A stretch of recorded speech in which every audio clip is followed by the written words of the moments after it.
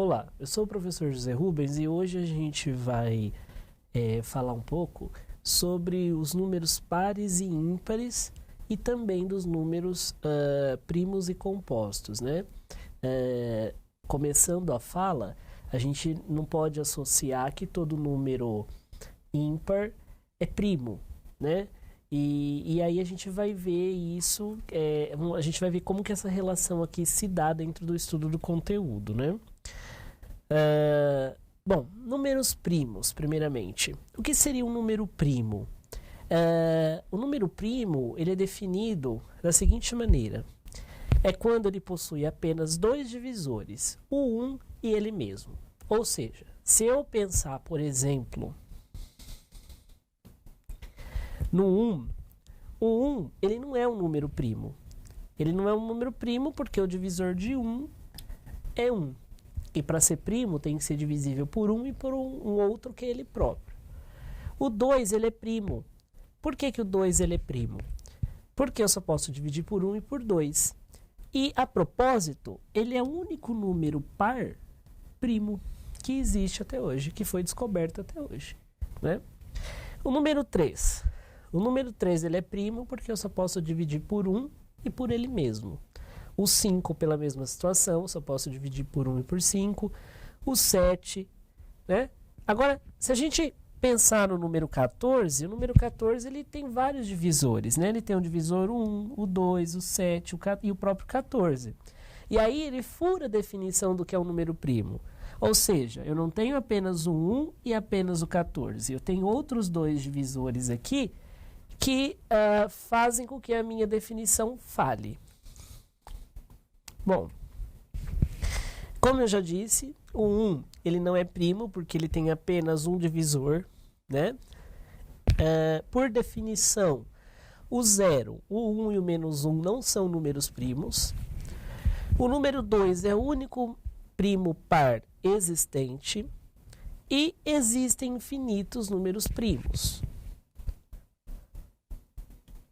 Aqui, por exemplo, eu listei os 100 primeiros números primos. E nós vemos aqui, pela listagem dos 100, que o 2 é o primeiro e único par primo. Então, o número primo, recordando, é o único número que é divisível por 1 e por ele mesmo. E aqui nós temos uma tabela com os 100 primeiros. Geralmente, nos exercícios de concurso, nós vamos trabalhar utilizando até aqui o 19. Raramente nós encontramos exercícios que pedem o 23, o 29, mas geralmente nós vamos aqui até no 19. Então é importante que você que vai fazer um concurso, pelo menos memorize até o 23 aqui, quais são os números primos, porque aí facilita o cálculo das situações problema mais adiante. Por exemplo, olha, nós temos aqui uma situação problema, presente em um concurso público, que diz que a multiplicação 2 elevado a A vezes 5 elevado a B tem como produto o número 400, sendo que A e B são números naturais. A soma de A mais B é igual a. Então, vejamos. Nós sabemos que esse número, né, multiplicado por esse, é o 400. Vamos acompanhar aqui na tela. Nós sabemos que se a gente pegar o número 400 e decompor em fatores primos, vamos relembrar, o primeiro primo é o 2, vai dar 200. Ainda por 2, porque nós temos número par, vai dar 100. Por 2 vai dar 50. Por 2 vai dar 25. Agora, o próximo número primo que nós podemos dividir o 25 não é o 3, é o 5, que dá 5 e dividimos por 5 e dá 1. Então, o que nós vemos aqui? Nós conseguimos montar aquela multiplicação aqui da seguinte maneira. O 2 aparece 4 vezes, portanto, elevado a 4. O 5 aparece 2 vezes, portanto, elevado a 2. O que a gente conclui? A gente conclui, então, que o A vale 4, porque ele está em cima do 2, aqui como expoente.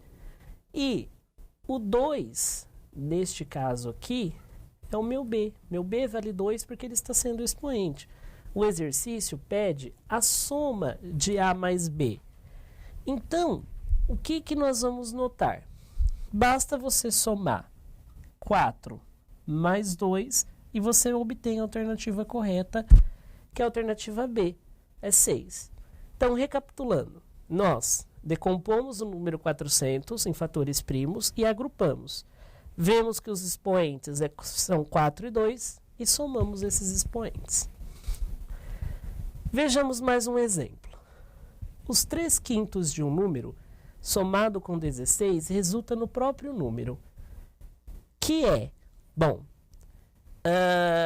aqui nós envolvemos mais de um conceito, não apenas de número primo. Nós precisamos saber outras habilidades matemáticas para a gente entender que se trata de uma situação, problema envolvendo o número primo. Então, vejamos. Ele diz assim, que os 3/5 de um número, eu não sei qual é esse número, vou chamar de x. Então, eu não sei quem é esse número, é x, mas eu sei que os 3/5 desse número, ou seja, 3 sobre 5 desse número, né, somados com 16, eles resultam no próprio número x. Nós vemos que se trata de uma equação do primeiro grau.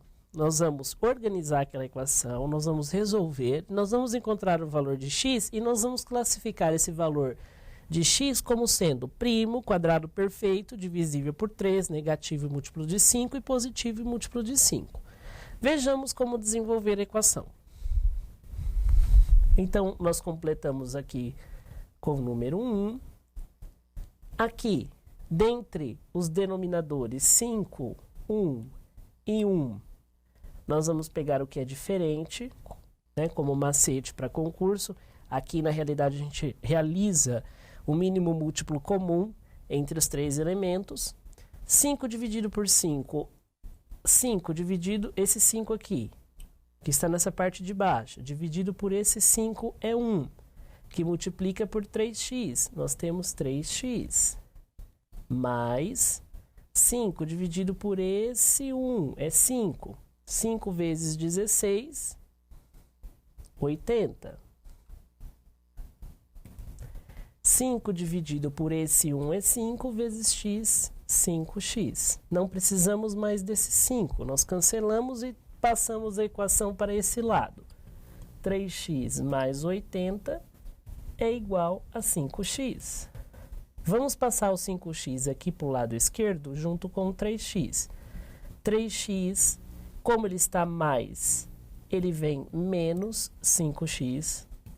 Como está mais 80, nós passamos para o outro lado, menos 80. 3 menos 5, veremos que é menos 2x, igual a menos 80. Que número multiplicado por menos 2 que dá menos 80? Nós vamos concluir que o valor de x é 40. Ou seja, o 40, ele é primo? Por que ele não é primo? Porque ele é par, e o único par primo que existe é o 2.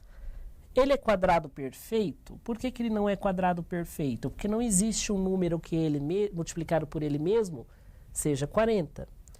40 é divisível por 3? Não é. Se nós olharmos lá na tabuada do 3, 3 vezes quanto que é 40? Nós não temos.